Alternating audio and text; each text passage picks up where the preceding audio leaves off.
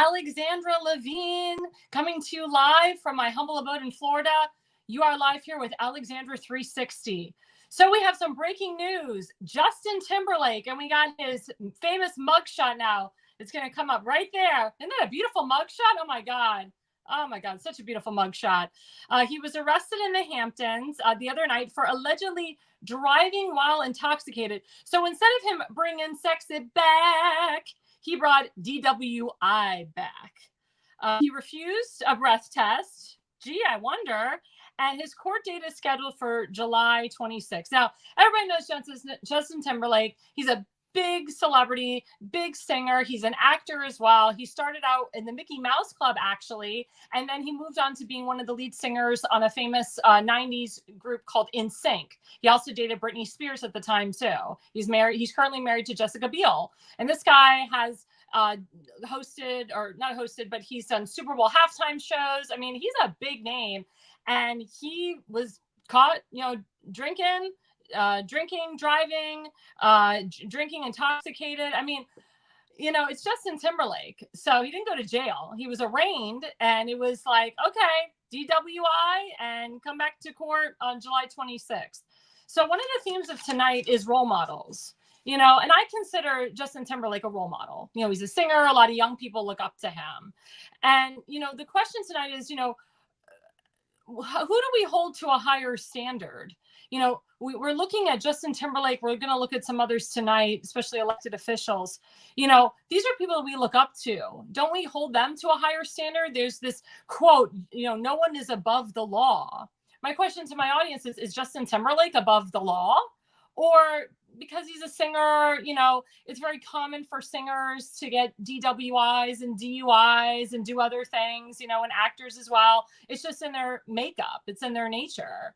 But again, Justin Timberlake, he's a known guy. He's surrounded by paparazzi with him 24/7. So you can't really say that he didn't know, what was right, what was wrong. You can't say that he didn't know the rules of the game. I mean, he knows that people are watching him. He's not 18 years old. He's not 21 years old.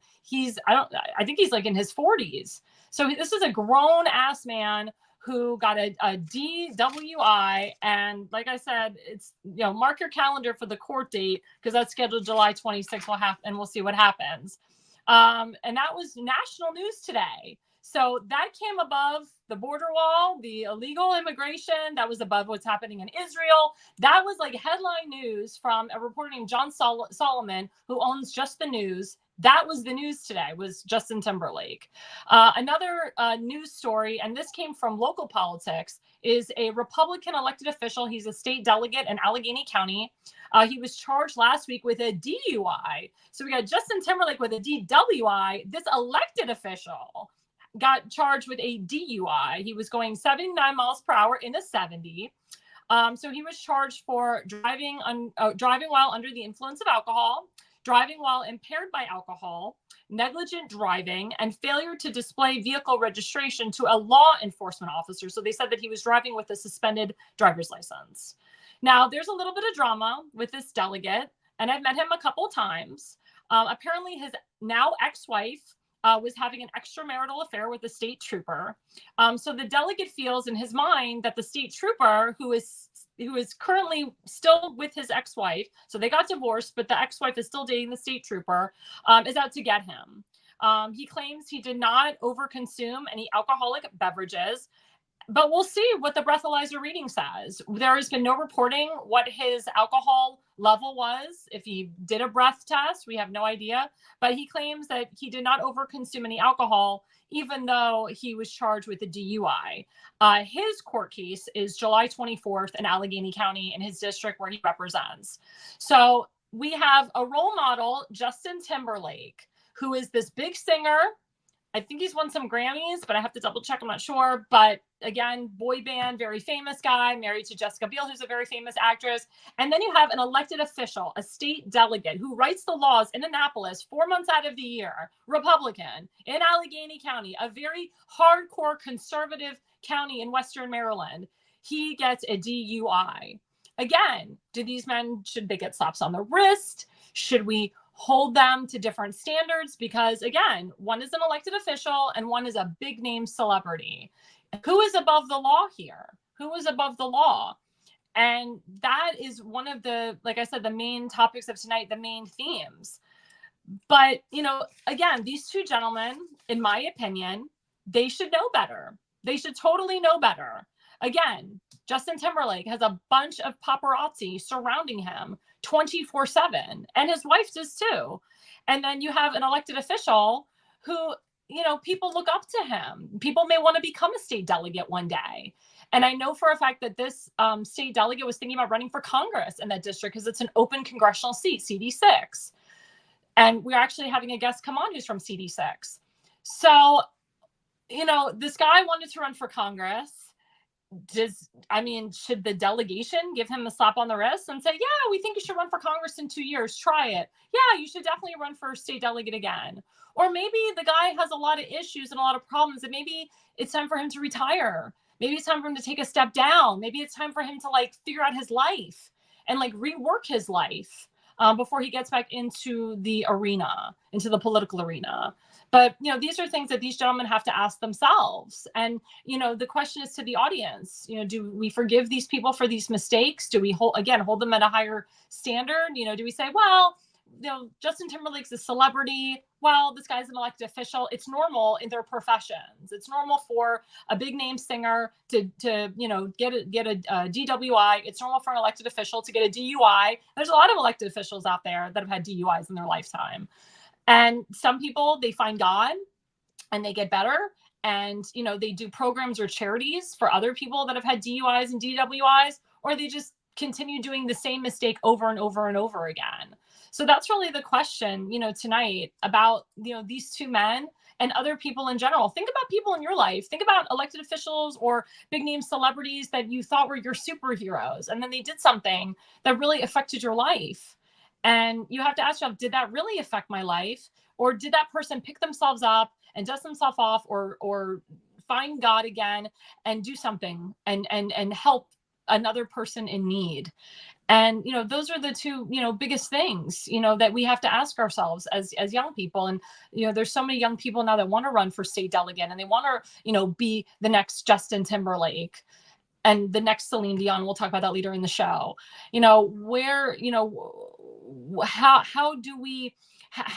do we think of ourselves if we want to be in that position, that day, because people will say to themselves, well, do I have to get a DUI or DWI to be famous? Do I have to get a DUI or a DWI to be an elected official? Because there are some people out there that have very clean records that run for office and they don't get in. And then there's people out there with not clean records and they end up being Grammy winners and Academy Award winners. So again, it's those decisions that these role models take. And it's the decisions that we as young people have to look at. Is that the type of person that we want to be one day? Or do we want to do our own thing or challenge those elected officials, challenge Justin Timberlake and say, well, what are you going to do? Are you going to do charity? Are you going to help young people in need? So those are the real questions tonight, is role models. And coming up right now after the break, we have a wonderful role model. His name is Seth Eisenberg. He's a dynamic and dedicated individual with a wealth of experience and a passion for community engagement. And he is from Frederick County, from CD6 in Maryland. And coming right up after the break, he will be here live. Born in the coastal plains of South Texas, Smoking Gun Coffee is founded by combat veterans that know exactly what a cup of coffee needs to taste like. Run by father and son, each coffee bean is perfected, roasted at 500 degrees, and cooled with a Gulf Coast breeze. Smoking Gun Coffee hand makes and bags each ounce of coffee for maximum customer satisfaction.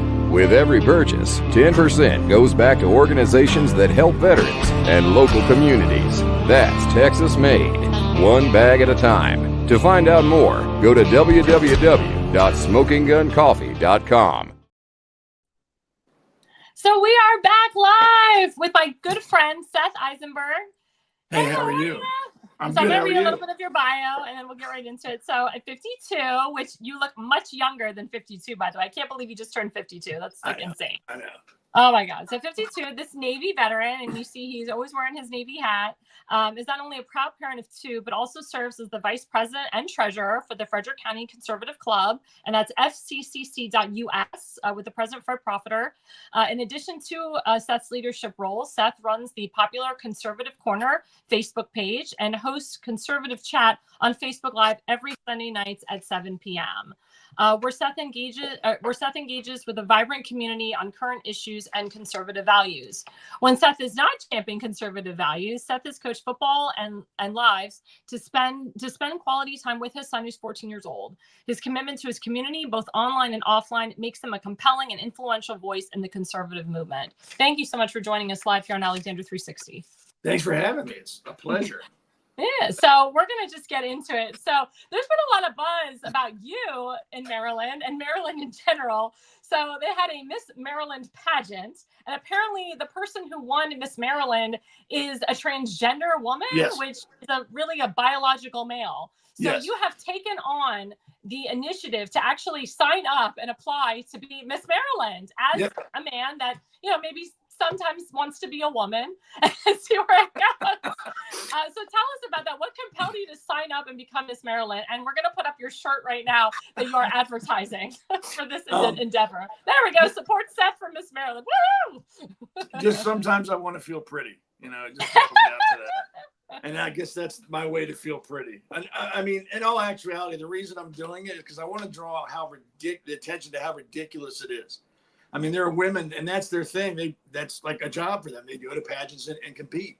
And for them to have to compete against a guy and then lose to a guy is not fair to them. So if I do get in there, I plan on making it the biggest spectacle I can make it because I want them to win. I want the attention to be on the pageant, not on one person. So if I make this the biggest joke as far as I go, they're going to pay attention to them more than me.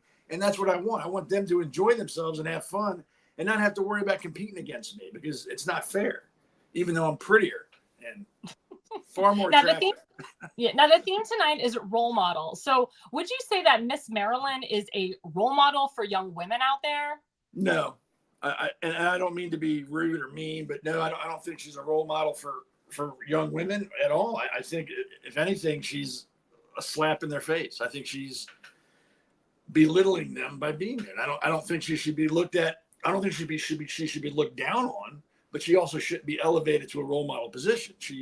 I don't think so. No. Now I look at the parallels between this and Leah Thompson and the other women and Riley Gaines, the other woman swimmer.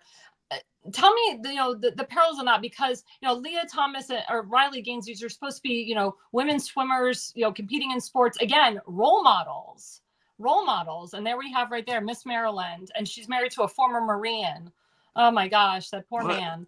I was in the Navy, so I know about Marines. It's okay. Oh my God. Oh my God. So again, like that whole scene, or like when Riley Gaines stood up and said, I'm not going to allow this woman or this man to steal my medal, she won. Do you feel that the other women, the Miss Maryland contestants, should they, try to, say, hey, this is not right. Like a man won, not a woman. Should they try to take back the crown? I think they should. I had one of the contestants, Miss Frederick, talked to her and talked about her on my show on Sunday. And she said the same thing. She's not upset that she lost and neither other contestants. They're upset that they lost to a man. If they lost to another contestant, then they'd been like, hey, I lost. She was better looking. Her talent was better. And I understand that. But to lose to a man and a woman in a Miss Maryland pageant, to lose to a mister, is just like I said, it's a slap in their face. And if I were them, I would do whatever I could to null that award or whatever they would do in a pageant and try to say, hey, look, this doesn't count. It's a mulligan. We need to do this over again. It's not fair.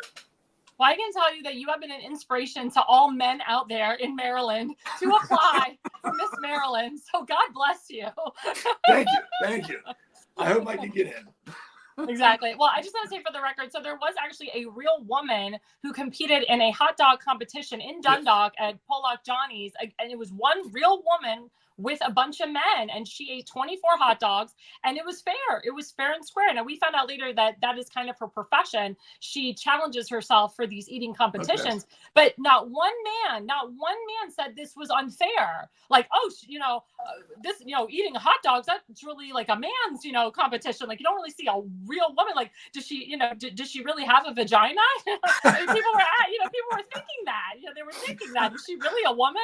But no, she was all woman, and there was no contesting about that. Why can't it be like that? Why does it have to be like, if it says a woman? Because the hot dog competition was not just for men, it was for anybody. But the Miss Maryland was Miss Maryland women's competition, but yet they gave it to a man. What say you on that? Final thought on that?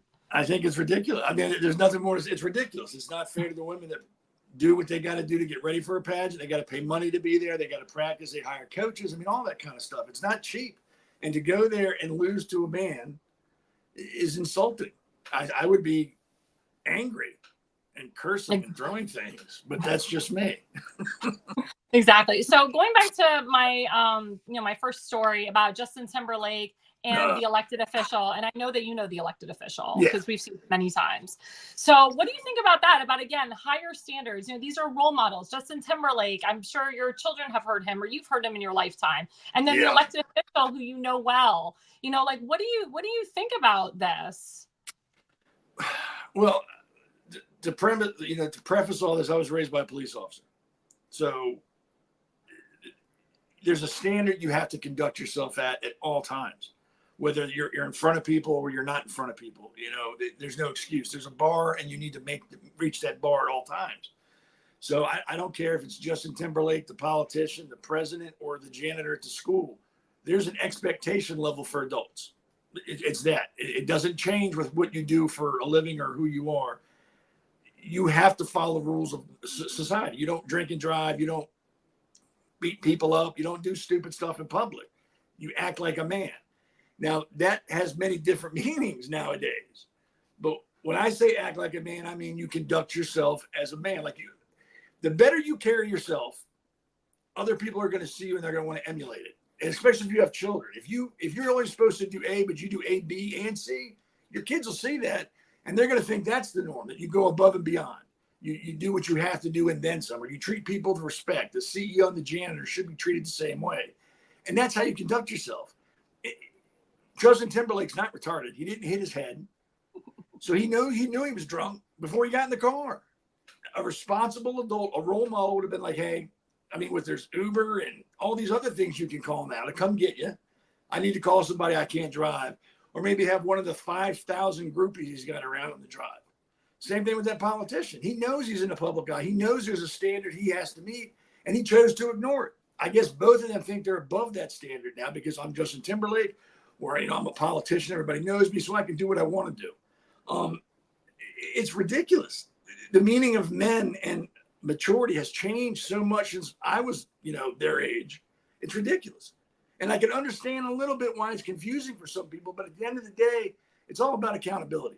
People are watching you. You're famous. You need to conduct yourself at a standard that doesn't waver, regardless of the situation. That's just my opinion. So what do you think of the mainstream media kind of, putting Hunter Biden and Donald Trump like in the same category? Well, Donald Trump is now a convicted felon, 34, convictions. And then Hunter Biden is now a convicted felon. None of them are above the law. So the mainstream media is trying to put both of those two individuals together. Like, look, this was a fair trial for Donald Trump. He's a convicted felon. Yay, we did it. And then now we have Hunter Biden, who's a convicted felon. Yay, we did it. They're both from political families. President Trump is the president of the United States. He's running for office. Hunter Biden comes from a political family. His father's the president. Well, whatever. Some people say he's the president of the United States. I call him Biden, Mr. Biden, Joe Biden. But, it's again, like, they're putting Hunter Biden and President Trump in the same category. What say you about that? That's ridiculous. Number one, Trump's trial, if anybody knows anything about the law, was not a fair, impartial trial. There's just so much that we could talk about that for hours. So that's not fair.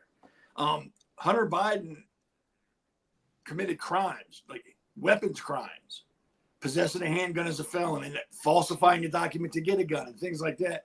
The things Trump did, when you look at it, there's no victim. Nobody could have gotten hurt. Nobody could have been injured. With Hunter Biden, a crackhead had a gun. I can't imagine anything more frightening than a crackhead with a gun.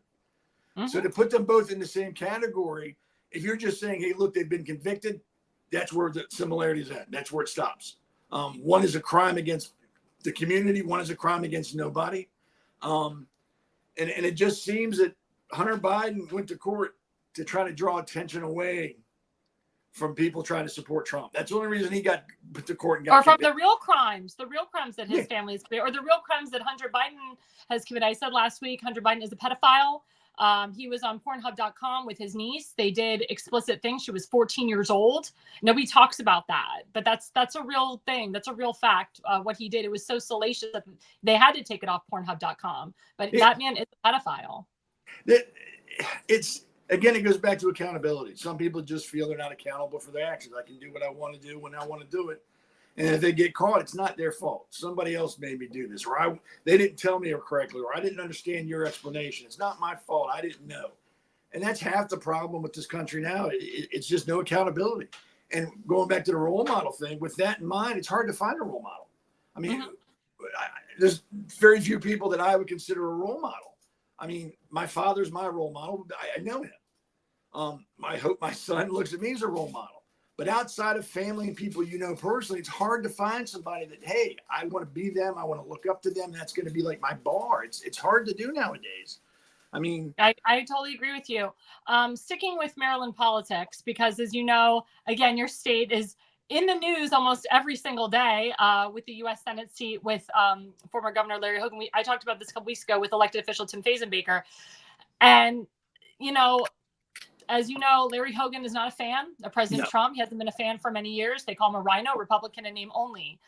But President Trump, he did meet with the Senate Republicans. They run the NRSCC. Mitch McConnell has been funding Governor Larry Hogan. The NRSCC is funding Governor Larry Hogan. They want to win the majority. The Republicans do. They want to take back the Senate. They want to take it back for Trump, but they want the power. And a Fox News reporter, a couple Fox News reporters, and a Newsmax reporter went up to President Trump and, you know, they said, you know, do you support, you know, Larry Hogan for senator? And he said, I will, I'll support him. You know, we need the majority. The majority is very important. You know, I'll support him. And then the Fox News lady said, well, do you endorse him? And he goes, he had to think about it. He's like, no one's ever asked me that question before. This is like a first. And he goes, I will essentially. But if you know this, Seth, if you go on True Social, you see all the big endorsements that President Trump has given out. They're eloquent. Like, he goes into detail about the person. He says this person's a great guy. He never said in any of his interviews that Larry Hogan was a great guy. He never talked about his accomplishments or his achievements in Maryland and so forth. He just was like, you know, in my mind, and I'm looking at this from outsider, like, it was just like an afterthought, like, okay, yeah, he's the Republican nominee for U.S. Senate in Maryland. We do need the majority. If he gets in, he gets in. Doesn't he doesn't, you know, are you going to endorse him? Well, it's not going to be like an official, beautiful endorsement like I gave John McGuire and others, or my Senator Rick Scott. It won't be that type of endorsement, but it'll just be like, you know, yeah, sure, I endorse him. And then within seconds, someone from Larry Hogan's team tweeted immediately, we do not support President Trump. Yep. Just like we did not support him in 2016 and 2020. So what say you about that whole thing? Because everyone is like freaking out in Maryland and nationwide. Did Donald Trump really endorse Larry Hogan? Oh my God, how could he endorse that rhino? What the heck? Oh, you know, it's like everyone's like freaking out. So please, as a Marylander and as someone who is voting in this election for the U.S. Senate seat in Maryland, please calm the viewers down. Please calm the people down and tell us what's really going on. What I think I think Trump set a trap for Larry Hogan. Everybody knows, like you said, Larry Hogan doesn't support Trump. He's very vocal, very public about it. So I think when Trump came out publicly and said, yeah, you know, it'd be nice if he won. That put the ball into Hogan's court to do something. And rather than play it back at him, he just let it hit him in the chest. He goes, I don't support you. It wasn't done because he truly supports him. It wasn't done because he thinks he's a great Republican. It was done to make sure he doesn't get elected, because now the Democrats that were supporting him aren't going to support him anymore because Trump supports him. They're all going to back off of him. And all the real Republicans who support Trump know that and know that Hogan's a rhino, and they're not going to support him. I think he just cut his support in half. But it's unfortunate in Maryland that most of the Republicans in Maryland have the spine of a jellyfish, and they're going to fall right in behind Hogan because they don't have the intestinal fortitude to just admit the man's not even Republican, not even a rhino. He's a Democrat. He's not even trying to be a rhino anymore. So yeah, I think what Trump did was great. I think there was a desired effect. He knew it would happen, and he did it. And Hogan walked right into it, and I think he was like, "Yes, that's all. I look like the good guy. You look like the jerk. That's what I wanted." And it worked. And what I've read is a lot of Republicans in Maryland, they're, either not going to vote for Larry Hogan or they'll vote for the Democrat because they're saying to themselves, you don't support President Trump. I support President Trump. President Trump is the Republican nominee for president. Why would I vote for someone that doesn't support the Republican nominee for president or even go to the RNC convention, which is the biggest convention, which is going to solidify President Trump as the Republican nominee for president. Yeah. So I've been getting a lot of that and listening to a lot of that in Maryland. And again, Larry Hogan, he hasn't really come to many Republican events. He's kind of distanced himself away from the Republican Party. So by Trump, quote, endorsing him, now the Democrats are running with and saying, oh, well, President Trump endorsed Larry Hogan. Now Larry Hogan's a MAGA extremist. He's a QAnon conspiracy theorist. You can't vote for him. And the Democrats, they see that in Maryland. Yep. And you know this because Maryland is a 2-1 Democratic state. You do need a lot of Democratic support to win the U.S. Senate seats. They're coming for the Jewish votes, hardcore. Oh, yeah. Angela Alsobrooks was just in Pikesville today, which is a very hardcore Jewish area. Oh, yeah. So it's interesting. They're going for the black vote. They're going for the Jewish vote right now. They're going for the Hispanic vote in Maryland right now.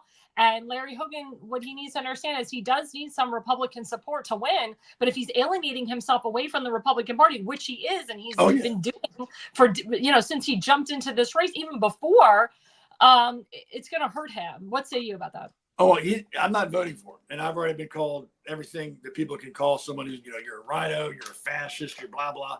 You know what? I'm no longer going to hold my nose and vote. I mean, if it looks like it and smells like it, you call it what it is. I'm not voting for him. I'm not going to support the man. He's flip-flop on pro-life to pro-choice now. He's anti-Second Amendment. He signed in the red flag laws. He worked against Dan Cox when he was running for governor. He endorsed Wes Moore, who's now our governor, a Democrat, and he did it publicly. And it just seems that Republicans, and I use that term very loosely in Maryland, Republicans have a very short memory and don't remember him screwing over other Republicans. They just remember the few good things he did. So, we got to support him. We need the majority. The man has said publicly, Republicans cannot count on my vote. We're not going to have a majority. We're going to have a 50-50 shot. Maybe he'll help us. Maybe he won't. And then on top of that, when he says, I'm not going to support Trump, you can't put him in office. He's just told you, you can't count on my vote. I'm not going to support Trump. I'm working with Democrats. Why would anybody with an IQ above a flip-flop think that man is going to get into office and support the Republican Party? He's not. He's told you he's not. But these lemmings in Maryland just falling right behind him, kiss his butt and walk with me, go Republican, Republican, Republican.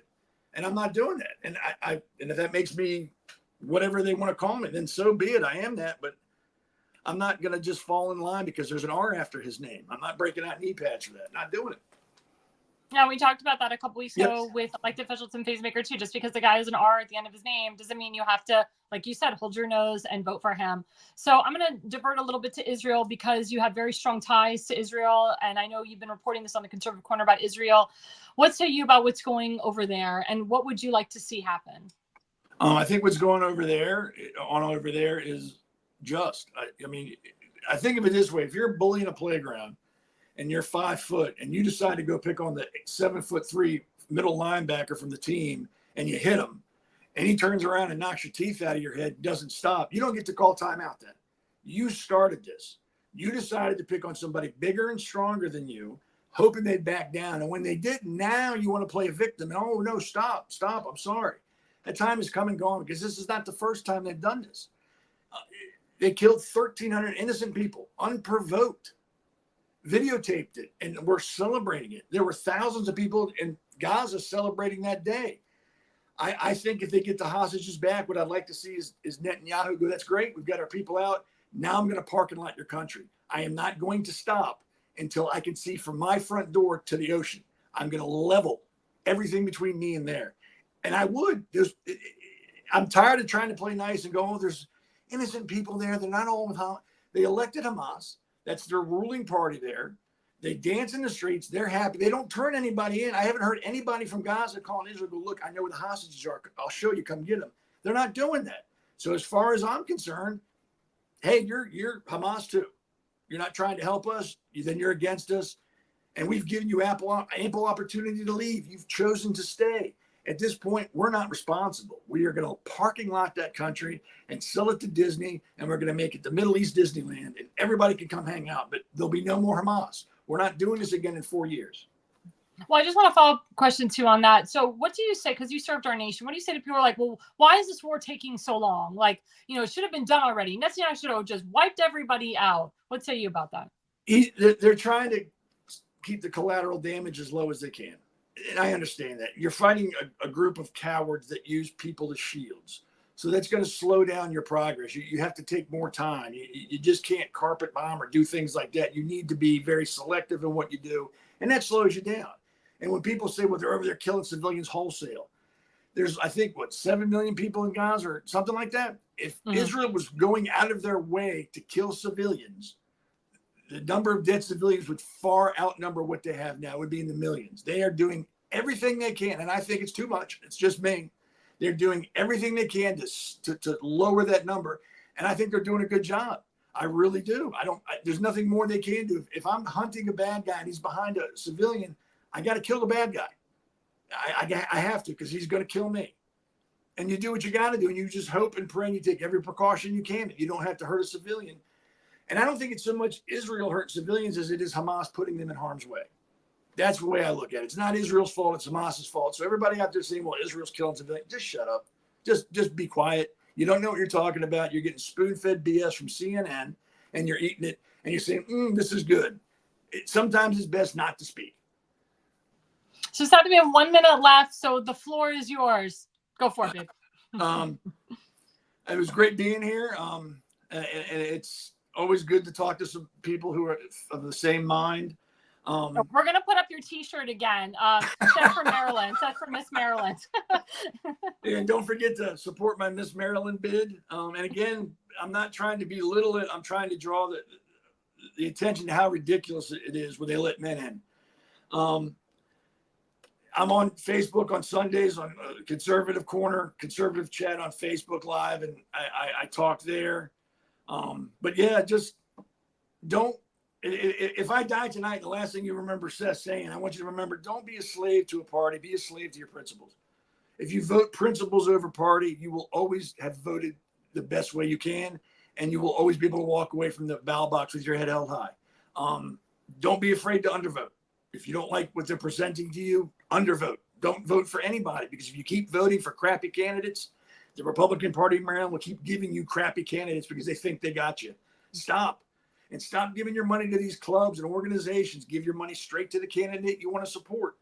That's the best way to make sure you know it goes there. DonaldJTrump.com. DonaldJTrump.com. Yeah. So, and I just want to say for the record, Seth, your club has been amazing. You and Fred Profiter, the Frederick County Conservative Club, fccc.us. You've done rallies. You've put events together. I mean, you guys do the work that a lot of others don't. And I just want to say for the record, you guys are looking at recruiting candidates for 2026 on the state and local level and the gubernatorial level. And that's what needs to happen. We need to do this in advance. A lot of these clubs and central committees, they wait till the last minute. And then they're like, oh, what do we do? And then you get a guy like Larry Hogan that comes in at the last second, at the last moment, and sucks up all the energy in the room. When you had a guy like Robin Ficker and Lori Fred and many others that had been, campaigning for a year, or even more than a year, but they were overshadowed by Larry Hogan, who decided to jump in at the last second. So if you don't want the Larry Hogans, start getting out there now. Me personally, I've been recruiting more business people, people that are not politicians, and that's kind of the way to go right now. You want somebody in there that has a good mind sense, that's a good planner.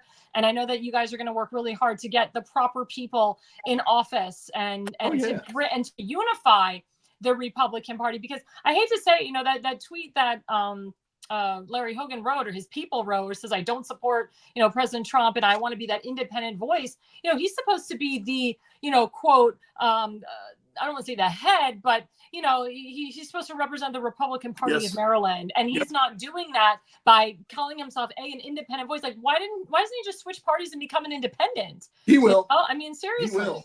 He will. Give it time. He will. And just in defense of the Republican Party of Maryland, remember, it takes a lot of time and energy to put on happy hours and holiday parties and to hold those meetings to get those dues so they can spend it on stuff that doesn't support the party. It takes a lot of time. So you got to give them some, kudos for that, because they do throw one hell of a happy hour, but that's about all they're good for. Yeah. And again, it's the recruitment starts today. We have a little bit more than 2 years. It starts directly 2 years in November of this year. And again, we got to get the right people in office, because if not, you can kiss the Republican Party of Maryland goodbye. You can kiss the Republican Party goodbye. And honestly, in my opinion, the focus should be getting President Trump back in office. That man's website. And thank you again to your club for putting DonaldJTrump.com on your newsletters and your email blasts. I've encouraged all central committees, all clubs, all caucuses to do that, because that's where the main focus should be, is getting what we call the king, or the man at the top, get him in to the presidency, so we can make America great again and keep America great. I agree. Well, thank you so much, Seth. Again, that's Seth Eisenberg with the Conservative Corner. Please follow him on Facebook, and Seth from Miss Maryland. And we'll be right back after our sponsor. Sometimes you just want to feel pretty. There's nothing wrong. We're still live. Do you have old home videotapes that you're no longer able to watch? Need them transferred to DVD, Blu-ray, or your smart device? Baltimore Digital offers professional-grade VHS, mini DV, and high 8 digitizing services. We can also convert Super 8mm film too. Baltimore Digital also provides photo restoration services. Visit archive.baltimoredigital.net. Mention code Alexandra for a 10% introductory discount.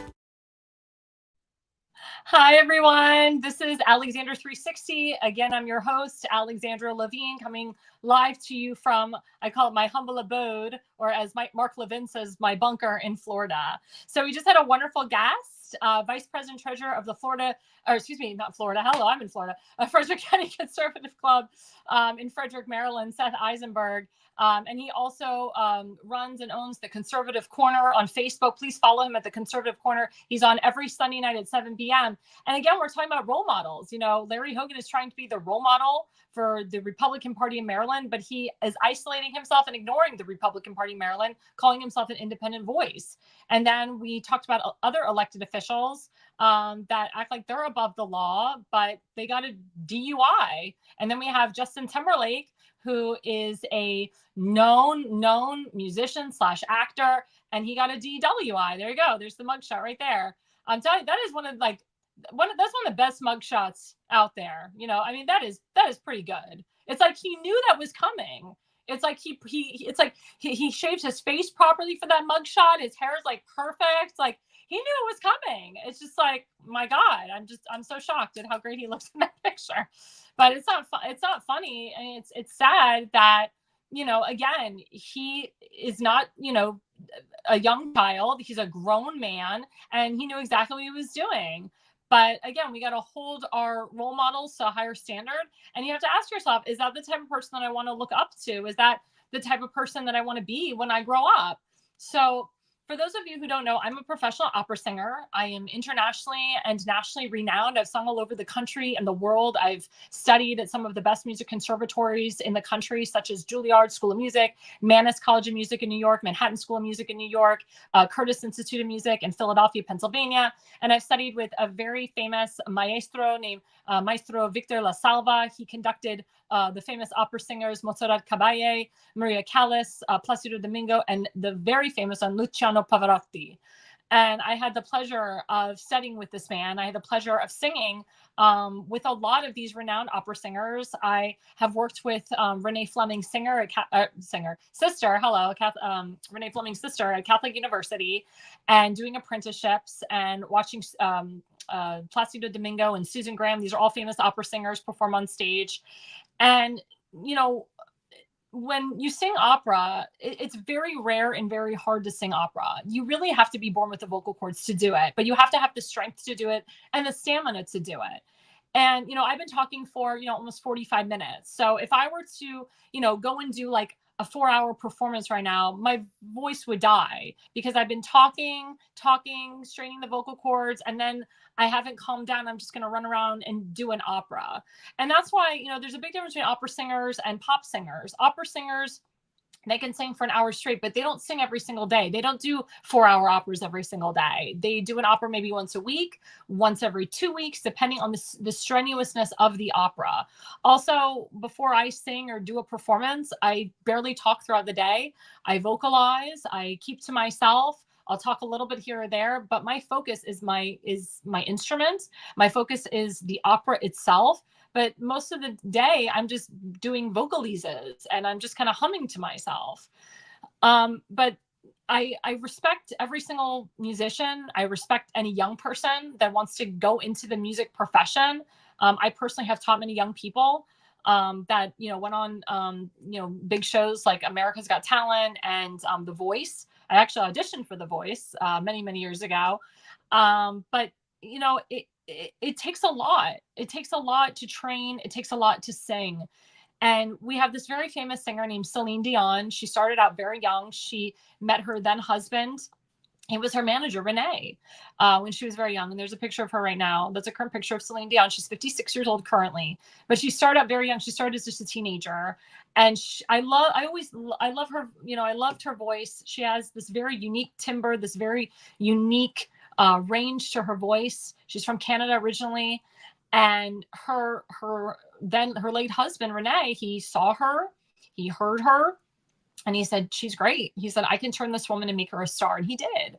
And she's currently, she was singing, and she's been doing a lot of shows in Las Vegas. And all of a sudden in 2021, she started to, her body started to break down. She was starting to get muscle spasms. She couldn't really sing. And she knew something was wrong with her body. And with vocal cords, vocal cords are very fragile. You have to be very careful overusing them. And you normally, when you feel something, bad happening with your vocal cords or your body, you stop. You don't sing. You just relax yourself.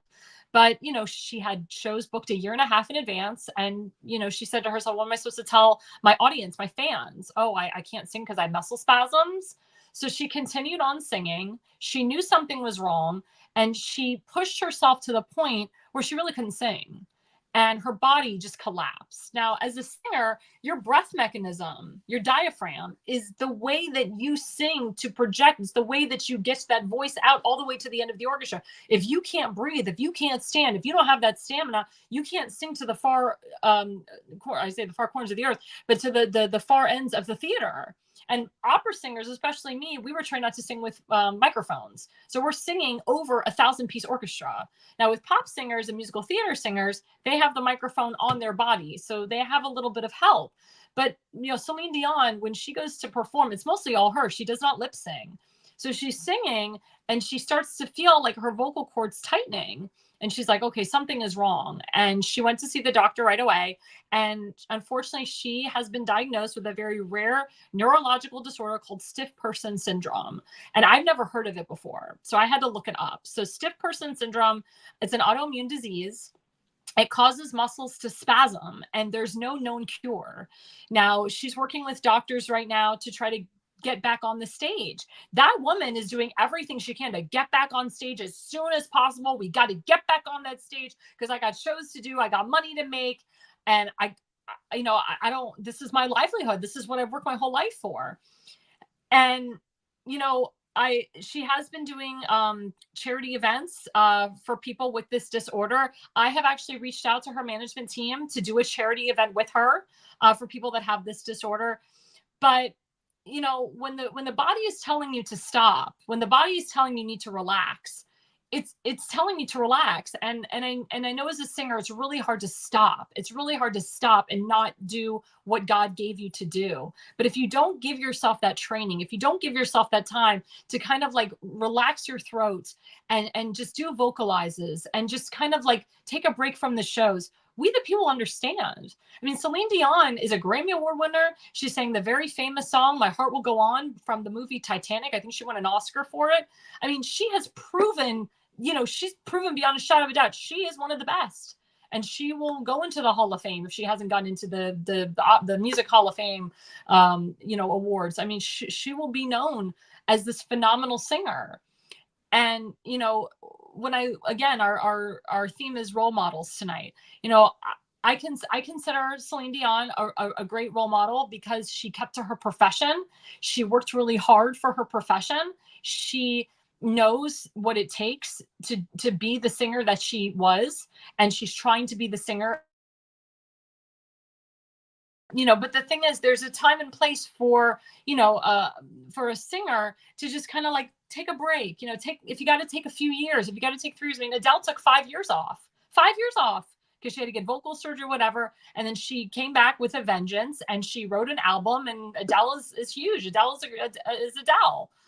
So, Celine Dion, again, it's very sad. It's very sad that she has the stiff person syndrome. And she talks about in the documentary about, when she's singing, she's cackling and how, her vocal cords are so stressed from what she's been doing. And some of her songs are very powerful. I'm actually been doing a lot of cover songs for Celine. Again, I've offered to do a charity event for her. And I think that she needs this. I think she needs her fans to rally behind her and other young singers such as myself that have maybe 20, 30 more years left to sing, to kind of, to take that legacy that she has created and make it grow. Because like I said, Celine Dion, I mean, the songs that she's done, like one of them is for example, the Titanic one. Oh my God, why did I just blank on the words? You're here, there's nothing I fear, and I know that my heart will go on. Now I'm an opera singer singing this. So that is the timbre and the vibration. That's me taking my breath and being that opera singer and going above the palate and out to sing that song. And then the other song that she sings, what is it? When I touch you like this and I see you like that, there was I forgot the words. There was lost long ago, but it's all coming back to me. So I'm an opera singer taking her pop song to make it into that operatic timbre, and it still has a nice flow to it with the breath intake, when I know the words, with the breath intake of getting it out there, and I'm relaxing my vocal cords as I'm doing it. And she sang with opera singers before. She sang with Pavarotti. So it's that beautiful mix of a professional opera singer with a pop star together, like she's done in the past, which would be a beautiful combination to advance her legacy and to encourage young people to be her. That's that role model that we're talking about. As a professional opera singer, my job is to be that role model for young people that want to be an opera singer all over the country and the world. And I have given my voice to those young people, and I will continue. I would love, and I know that Celine Dion wants to give that passion and that voice and that legacy to young people too. So that's why we need that collaboration of the pop singer with myself, the professional opera singer, to hone in, to increase the timbre, to increase the dynamic, to educate the young people on how to breathe, on how to sing, so we can sing over that 100 or 1,000 piece orchestra. And you can go back and hear Celine Dion from 1994 to today. As you get older, your vocal cords tend to get weaker if you overuse them. So a lot of the doctors have said, and even Celine Dion agreed to this herself, that she overused her vocal cords. And that's one of the reasons why she's struggling. So, my advice is, if you feel that your vocal cords are starting to get strained, take a break. Take a break, take a week off, take a year off if you have to.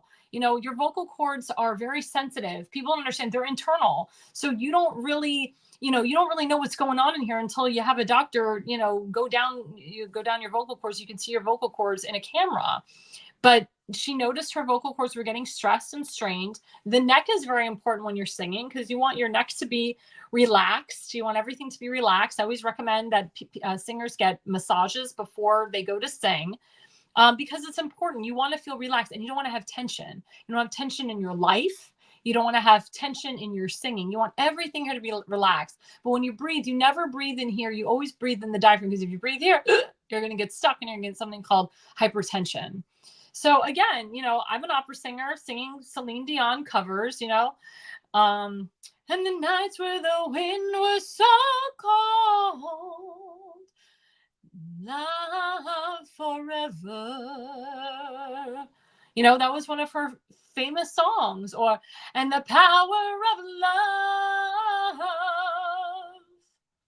Again, I'm an opera singer singing Celine Dion because she empowered me, and she was my role model. And I'm going to be doing covers, and I'm going to be, continuing on her legacy because she is a legend, in a lot of people's minds. She's a legend to all young people, but I don't want Celine Dion to feel that, just because she's taking a break, that the people don't love her, that the people don't miss her, that the people are going to forget about her. They're not going to forget about her. Celine, you have people like me that will continue your legacy on, that will sing your songs, that will allow you to cavil over other people singing. And furthermore, a lot of these opera singers and these singers in general, they get royalties because of President Donald J. Trump. President Donald J. Trump signed into an executive order that singers, they get to keep their royalties. So every time Celine Dion's song is played on the radio, she gets an automatic royalty. And that's really important. So again, role models, keep singing on.